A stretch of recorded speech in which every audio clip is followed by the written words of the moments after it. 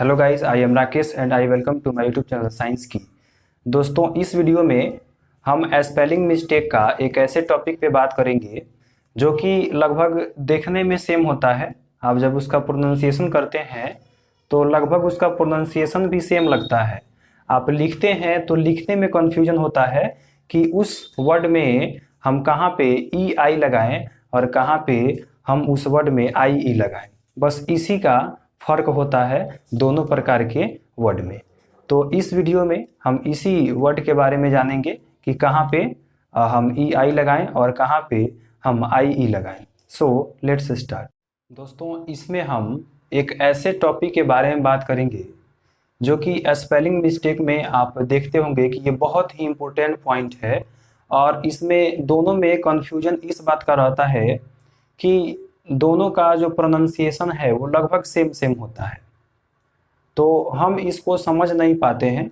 आपको भी, आप कभी बुक रीड करते होंगे या आप किसी लैंग्वेज को पढ़ते होंगे तो आपको वो उसमें मिलता है।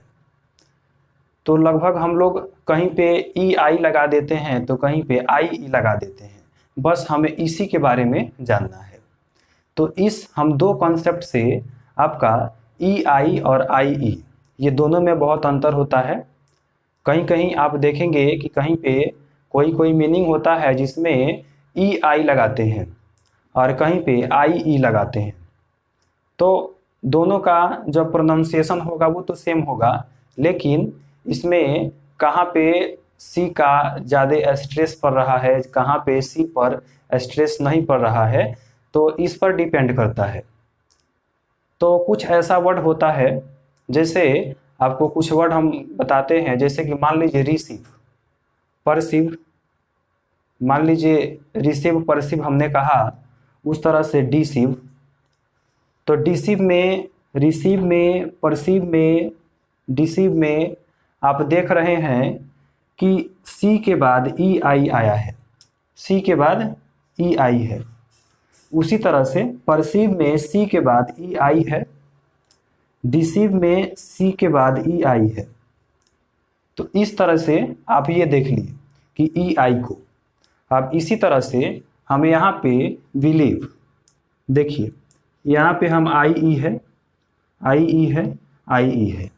तो दोस्तों, यही हमको इस वीडियो में जानना है कि क्या रहने पर हम वर्ड मीनिंग में ई आई लगाएं और क्या रहने पर वर्ड मीनिंग में हम आई ई लगाएं। तो यही कॉन्सेप्ट को समझना है। तो कॉन्सेप्ट को समझने से पहले आपको एक चीज़ ध्यान देना होगा कि जब भी आपको पहले समझना है कि सी प्लस साउंड क्या है। तो देखिए, किसी भी मीनिंग में अगर सी के बाद कोई ध्वनि आता है, सी के बाद कोई ध्वनि आता है तो वो सी साउंड होगा। और किसी मीनिंग में not C plus C sound, अगर किसी मीनिंग में सी के बाद सी साउंड नहीं आता है तो वो क्या होगा, नॉट सी और सी साउंड। ये आपका क्लियर हो गया। अब हम देखते हैं इसका रूल क्या है। रूल में क्या आपसे कहा जा रहा है, यदि एक नंबर रूल, यदि हम किसी मीनिंग का प्रोनाउंसिएशन करते हैं तो उसमें सी साउंड अधिक स्ट्रेस, स्ट्रेस का अर्थ होता है जोर, जोर पड़ता है, तो वहाँ हम सी के बाद ई आई लिखेंगे। ये दोस्तों बहुत ही इम्पोर्टेंट पॉइंट है, ये हर एक एग्ज़ाम में इसमें से पूछा जाता है क्योंकि लगभग देखने में सेम सेम होता है। आप बिलीव और रिसीव को देखते हैं या आप लिखते हैं तो लगभग लगता है कि हाँ हम कहीं ई आई लगाएं कि हम कहीं आई ई लगाएं। तो ये कन्फ्यूजन हम सभी को बना रहता है। तो इसीलिए ये हमारा एक कॉन्सेप्ट है कि जब भी हम किसी मीनिंग का प्रोनाउंसिएशन करें, उसका उच्चारण करें, तो जब उसमें सी साउंड आए, और सी साउंड में आपको ध्यान देना है कि अधिक स्ट्रेस होना चाहिए। स्ट्रेस मतलब जोर, जिस पर अधिक जोर पड़े, तो वहाँ हम सी के बाद ई आई लिखेंगे। ये हमारा पहला कॉन्सेप्ट कह रहा है। हम ई आई कब लिखेंगे, तो जब किसी मीनिंग का हम प्रोनाउंसिएशन करते हैं तो प्रोनाउंसिएशन करने के बाद उस सी पर अगर अधिक जोर पड़ता है, कुछ देर तक हम रुक जाते हैं या अधिक जोर पड़ता है, तो वहाँ पे हम किसका प्रयोग करेंगे, तो ई आई का, यानी कि ई आई क्या करेंगे। जैसे आप देखिए रिसीव, रिसीव, तो देखिए सी पर हम जाके ज़्यादा सी पर जोर पड़ रहा है। परसीव, परसीव, परसीव, तो देखिए सी पर ज़्यादा जोर पड़ रहा है। उसी तरह से डिसीव, डिसीव, तो सी पर ज़्यादा जोर पड़ रहा है।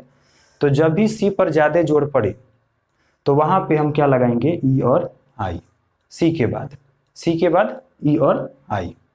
ये कॉन्सेप्ट क्लियर हो गया।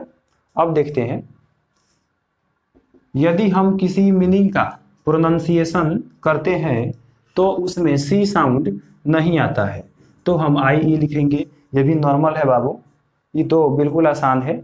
जैसे आप देख रहे हैं कि अगर हम किसी मीनिंग का प्रोनाउंसिएशन यानी कि उच्चारण करेंगे तो अगर सी साउंड नहीं आता है तो हम क्या लिख देंगे, आई। देखिए जैसे यहाँ पे आप देख रहे हैं बिलीव, तो बिलीव में कहीं पे सी आया है, नहीं आया है। अचीव, अचीव में भी नहीं आया है।